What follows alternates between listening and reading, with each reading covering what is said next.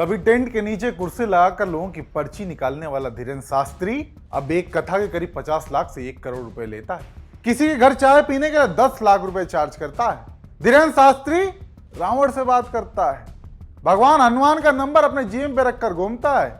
लोगों की पर्ची निकालने का दावा करने वाले धीरेन्द्र शास्त्री की नेशनल टीवी पर ऐसी पोल खुली कि फिर पूछिए मत। धीरेन्द्र शास्त्री की कथा 50 लाख से 1 करोड़ से कम में होती नहीं है। ठीक है। अब मैं अंडर टेबल की आपको बात बताऊं, अभी कुछ महीने पहले यहीं मेरे घर के पड़ोस में ग्रेटर नोएडा में कथा करके गए थे धीरेन्द्र शास्त्री। मैं 10 लोगों को आपके चैनल में, आपके स्टूडियो में ला सकता हूं, जिनसे आयोजकों ने यह कहा कि आपके घर पे महाराज जी चाय पियेंगे, आपको 10 लाख रुपए देने पड़ेंगे। 5 लाख 10 लाख रुपए चाय पीने के लेते हैं। ये अंडर टेबल है या नहीं है? जो धीरेन्द्र शास्त्री रात दिन पाखंड फैलाता है, मैं आपके चैनल पर चुनौती देता हूं, वो मेरा पर्चा निकाल दे, मैं 5 लाख रुपए इनाम दूंगा। गोदी एंकर धीरेन्द्र शास्त्री को भगवान बताने पर तुली थी।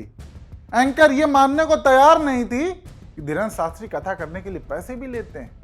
फिर क्या था, समाजवादी पार्टी के प्रवक्ता राजकुमार भाटी ने गोदी एंकर को तो लपेटा ही, साथ में नेशनल चैनल पर पर्ची वाले बाबा यानी धीरेन्द्र शास्त्री की भी कुंडली खोल कर रख दी। भाटी जी, मैं आपसे पूछूं कि कथावाचक चाहे 50 लाख ले या 1 करोड़ ले, वो अंडर द टेबल कैसे है?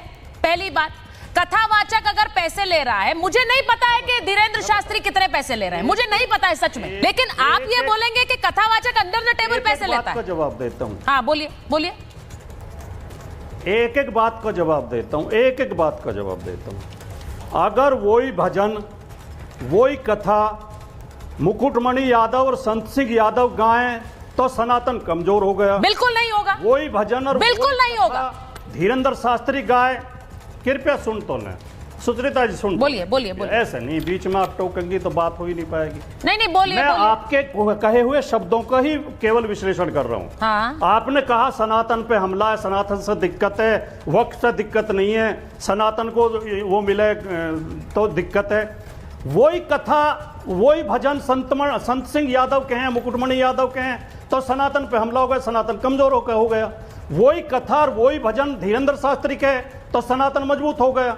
और आप कह रही हैं आपको पता नहीं है धीरेन्द्र शास्त्री कितने लेता है, तो आप इतनी वरिष्ठ पत्रकार, आपको पता करने पे कर बैठना चाहिए। टेंट लगाकर प्लास्टिक की कुर्सी पर बैठ रावण और हनुमान जी से बात करने वाला शास्त्री अचानक से विदेशों में जाकर ऐश कैसे करने लगा? महंगे क्रूज की सवारी से लेकर लाखों का चश्मा कैसे लगाने लगा? दरअसल एक कथा करने के नाम पर करोड़ों वसूल रहे हैं। बीते दिनों धीरेन्द्र शास्त्री ऑस्ट्रेलिया में ऐश करते हुए पाए गए थे।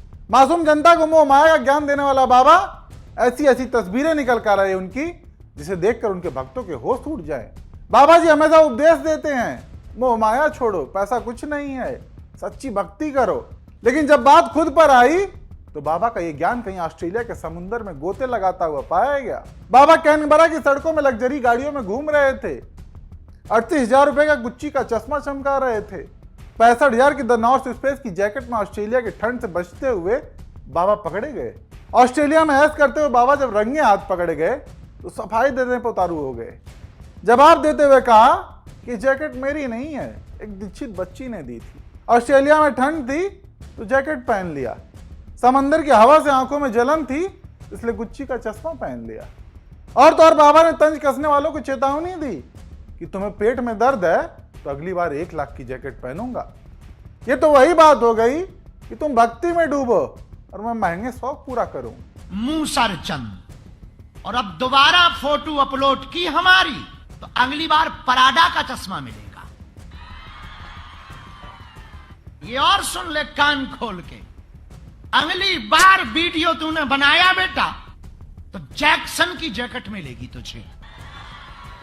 हाँ, और हम पढ़ के आए हैं, ये भी सुन ले, और ऑनलाइन देख के आए हैं कि महंगा ब्रांड कौन सा है।